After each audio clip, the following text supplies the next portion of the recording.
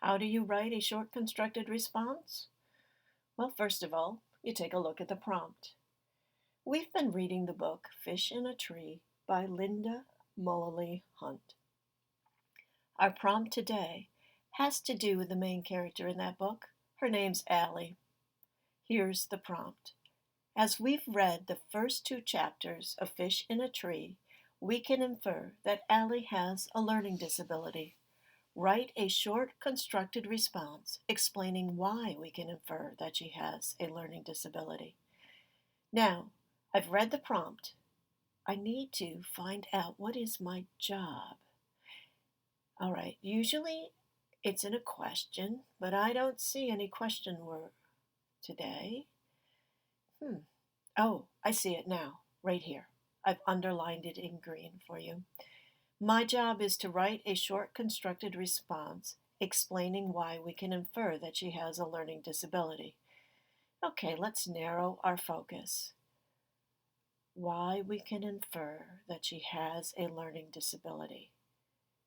Okay, so I'm going to be looking for text evidence that proves that in the first two chapters of the book. So I'm not using the entire text, I'm using the first two chapters, looking for evidence that proves Allie has a learning disability. So, what am I trying to prove? That Allie has a learning disability. But how do I do that? Well, first I'll ask myself, what are the characteristics of a person who has a learning disability? Well, let's think about this. Often, they don't do well in school. They also struggle with reading and writing. But really, that could be any student, not necessarily one who has a learning disability. Oh, wait a minute. I do know that if a person is dyslexic, the letters and shapes seem to move and get jumbled when they look at a page. Interesting. So if I can find text evidence that proves the letters and shapes move, then I could infer that Allie has dyslexia. Then for my second detail, if I found something that proves she struggles with reading and writing or doesn't do well in school, I'll have a good response. So I'm going to gather my text evidence. Well, I'm done with that. So now I'm ready for my plan. For my plan, I like to use the ACE acronym. The A stands for answer, the C for cite, the E for explain, and the D, well, the D is my favorite part. That stands for done. I write my conclusion, and my job is complete. Of course, probably should reread it for spelling and grammar, got to make sure. So let's go back to the A. What am I trying to prove? Well, I'm trying to prove that Ellie is dyslexic. Okay, so how would I prove it? What criteria did I use when I looked at the text? Well, I looked for text that proves she can't read and that letters and shapes move. So those two details will be enough. Got it. Good. Okay, so let's take a look at can't read. The text I found was that Allie gave her teacher a sympathy card. Now, she picked the card out because she liked the flowers. She did not know it was a sympathy card. That was because she can't read. She couldn't read the words. So this piece of text evidence will prove that Allie, she can't read. Now I'm taking a look at letters and shapes move. There was text that stated that the letters and numbers shake when she reads. Okay, so it's not exact, but it's so close. Shaking, well, that's a movement. And shapes, well, numbers are really shapes. So I can use that for letters and shapes move, and I'm going to put that down in my E. So when I go to analyze this text, I'll know what I was thinking. So I've read my prompt, I've done my plan, my next step is to write. But before I jump in, I like to go back and revisit the prompt, especially my job that I've underlined in green, which is we can infer that she has a learning disability. I'm going to use some of those words when I write my A part of my response. So here we go. We can infer that Allie has dyslexia, which is a learning disability. People who are dyslexic can't read because the letters and shapes move when they look at a page. So I go back to my grid. All right, dyslexic. Do I have that up there? Yes, I do. We can infer that Allie has dyslexia, so I'm going to put a check next to that on my plan. My next step, can't read letter shapes move. There it is right there. Dyslexic can't read because the letters and shapes move, so I'll check that. My A is done. I've got 2 checks. I'm ready to move on to my text evidence. I'll take a look at the first row. The text indicating that Allie couldn't read because she picked a card out due to the flowers on the cover. All right, so I've written that, but let's take a close look. In the story, Allie wanted to get a card to give her teacher. She picked out a card that had pretty yellow flowers on it, thinking that her teacher would love it. She was surprised when she didn't. Now I'm going to underline this in yellow. That's my text evidence.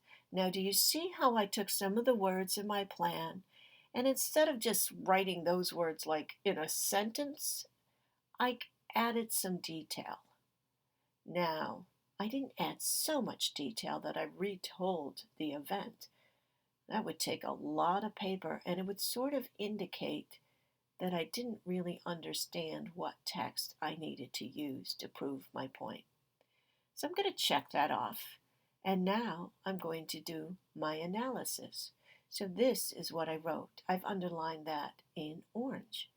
Allie didn't know the card was a sympathy card because she couldn't read the words on the card. So I've tied the 2 together. So I'm going to check off can't read. Now you'll notice I have not underlined the words in the story at all. Well, that's because that was my transition phrase. The purpose for this phrase was to let my reader know you are now moving on to my text evidence. So get ready.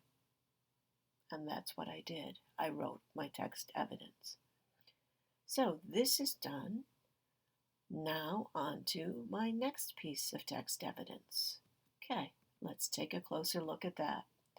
Also, Allie seemed to struggle with reading because the letters and numbers would shake when she looked at a page. Okay, there you go. That's my text. Check it off. This indicates that she is dyslexic because the letters and shapes are moving, which also makes reading challenging. So now I've tied that with my analysis. There's my orange. There's my check. Oh, I have 2 sets of transitions in here. I have the word also. That lets my reader know you're moving on to another piece of text evidence. Then I chose this indicates that. The purpose of that is to let my reader know. Now I'm telling you what I'm trying to prove. Okay, so I've done my A, I've done both C's, both E's. Oh, I think I'm ready for my D. Oh, yes. All right, now I'm going to take a look at my A that I wrote before I actually write my C, because I'm sort of restating it. So I'm going to reread it. We can infer that Allie has dyslexia. Oh, yes, that's what I'm talking about, which is a learning disability. Okay, people who are dyslexic can't read because the letters and shapes move when they look at a page. All right, so my focus is Allie with the dyslexia. All right, so here's my conclusion. As you can see, oh, look at that transition, leading them right into the fact that I'm now tying it all together. I can infer that Allie is probably dyslexic, which is why she struggles with reading and writing. Notice, I tied it back into dyslexic, but I used the word probably because I don't know for sure that she is. There are some clues in the text, but the author never comes right out and says that she's dyslexic in chapters 1 and 2. So, let's put it all together. We can infer that Allie has dyslexia, which is a learning disability. People who are dyslexic can't read because the letters and shapes move when they look at a page. In the story, Allie wanted to get a card to give her teacher. She picked out a card that had pretty yellow flowers on it, thinking that her teacher would love it. She was surprised when she didn't. Allie didn't know the card was a sympathy card because she couldn't read the words on the card. Also, Allie seemed to struggle with reading because the letters and numbers would shake when she looked at a page. This indicates that she is dyslexic because the letters and shapes are moving, which also makes reading challenging. As you can see, I can infer that Allie is probably dyslexic, which is why she struggles with reading and writing. I like that. So, now, how do you write a short constructed response? First step, carefully read the prompt. Underline the question or task. That way you'll know what you're being asked to do. Brainstorm some answers. Now, the first thought might be the best, but take your time and think about what the different answers might be. Then choose an answer. Okay, so now that you've chosen an answer, you have to think about how would you prove your answer is correct? In doing so, you are developing criteria that you will use when analyzing your text evidence. Well, now you've done that, you need to identify text evidence that meets your criteria. Now, don't stop at the first piece of text evidence that you locate.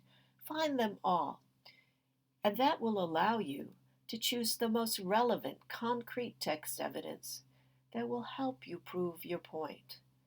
Once you've done that, use the ACE acronym to plan your response. Remember, you might just want to jump in and write, but it's really beneficial to take a step back and think about how you're going to put all of this together. And then finally, you write your short, constructed response. Happy writing!